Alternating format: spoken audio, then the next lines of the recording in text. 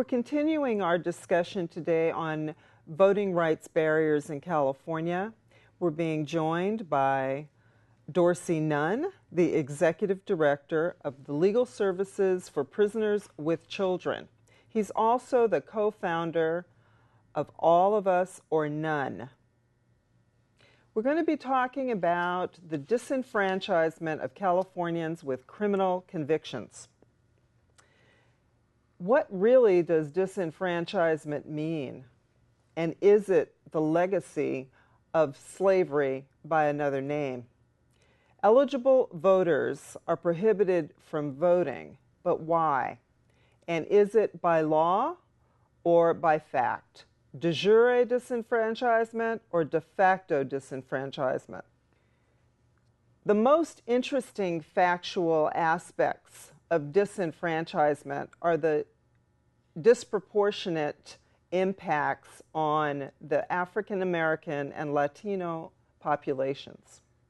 African Americans, Latinos, and other non-white populations make up 76% of California's jail and prison populations. Yet, they comprise only 56% of California's adult male population. Among incarcerated males, Latinos make up 41% and African Americans 29%.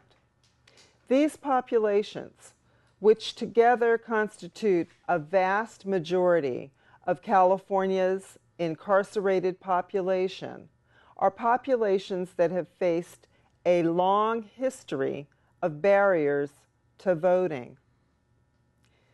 Dorsey, could you talk to us about this history of disenfranchisement? The first thing I think I need to do is you introduce yourself as the past president of the League of Women Voters, who initiated voting rights in the state of California for incarcerated and formerly incarcerated people. You also stood up in a way and fought extremely hard in the case the League of Women Voters versus Bruce McPherson. And you also engaged in the current reiteration of that fight that secures voting rights for people in the county jail and formerly incarcerated people like me. So when we talk about the question of voting rights, it's just a shorthand conversation that talks about the full restoration of our rights, because there's other questions arising out the question of voting rights that's extremely important. We have in conversations within the formerly incarcerated and convicted people's movement around the question of are we citizens of the United States if we don't have the right to cast the vote? And in certain states, you would have the right to vote, but in those states that you would have the right to vote as a prisoner, they're predominantly white states with a very minimal population of people of color. So it's like when you talk about the new Jim Crow, I think that thing is experienced in a real fundamental way when it comes to the question of voting rights in all states, not just the state of California. I think it's practiced throughout the United States. Questions that arise out of the concept of voting that we have real concerns about is, do we get to serve on juries? Are we citizens of the country? Or, you know, if we can't vote, are we a stateless people when we incarcerated? Or all questions are being raised about the issue of voting. As of 2004, more African American men were disenfranchised than in 1870. Michelle Alexander points this out, as you just mentioned, in the new Jim Crow. The year that the 15th Amendment was ratified in 1870, prohibiting laws that explicitly deny the right to vote on the basis of race, well, why haven't we come farther in all this time? If starting in 1870, the 15th Amendment was enacted, why do we need the Voting Rights Act? God, I would call it benign neglect, but I think it's something a lot more serious than benign neglect. I actually think that it's the practice of racism and supremacy. So I don't necessarily see it as accidental or people ignoring the fact. You know, you would have to be blind or stupid not to recognize them when you walk into any jail or any prison inside the United States. You're going to see a disproportionate number of people of color there. I would beg that they are looking at it, and I would suggest that it is on purpose. So if it wasn't on purpose, then why are we having this big old struggle around voter ID and the rest of the theft? So it's not accidental that people are taking people's vote. They're taking it with a purpose. Let's talk a little bit about the challenges, as you mentioned earlier, including McPherson and our successful challenge to address the California Constitution and not disenfranchising every individual who served a sentence for a felony conviction. Could you address that, Joanna? Yes, I could.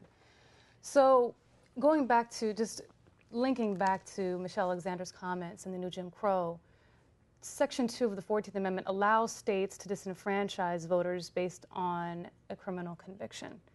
It doesn't make it a right or requirement for them to do so, it just is permissive. And so California has done that. Our Constitution, unfortunately, does disenfranchise Californians who are in state prison or on state parole. However, as Dorsey mentioned, Legal Women Voters and all of us who are non-legal legal services for prisoners with children were involved in a case. Legal Women Voters versus McPherson was the title name of that case, but both groups were involved in 2006. That case in the California Court of Appeal really clarified that Californians who are not in state prison, not on parole, who are on probation, have the right to vote. And it also looked back at what the League of Women Voters had done back in the 1970s in expanding the franchise and making very clear that that constitutional language was meant to be read very narrowly and not broadly. That case was very successful, but there's still been problems, right? There's still problems in terms of the implementation of that ruling. We have two kinds of disenfranchisement that occur. There's the de jure disenfranchisement, and that's what's in the law, what the law actually says, the California State Constitution.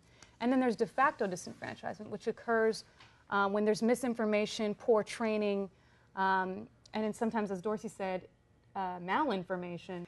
What is the positive light? What is the shining light at the end of this tunnel? For me, I think that registering people in the county jail and insisting that people have the ability to have access to their right, for one.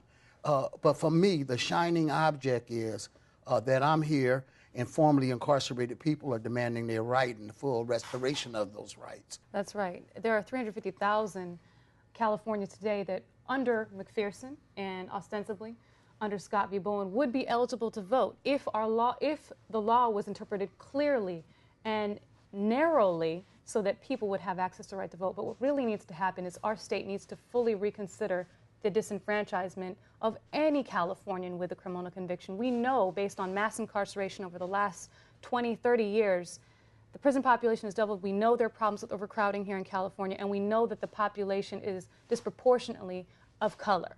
We need to address the issue of disenfranchisement as a voting rights issue, as a racial justice issue.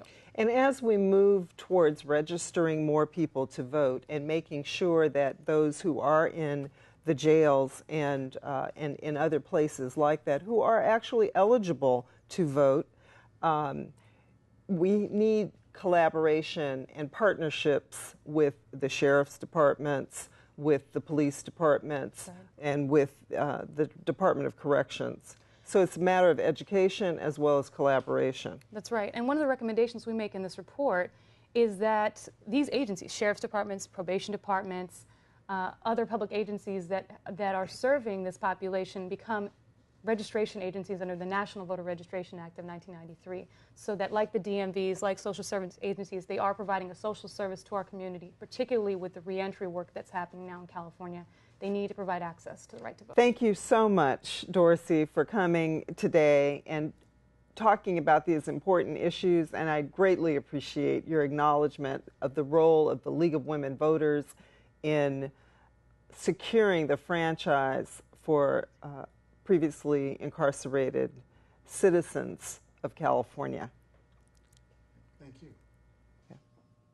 For more information about the League of Women Voters of San Francisco and ways for you to get involved in our important work on voting rights, please visit our website at lwvsf.org.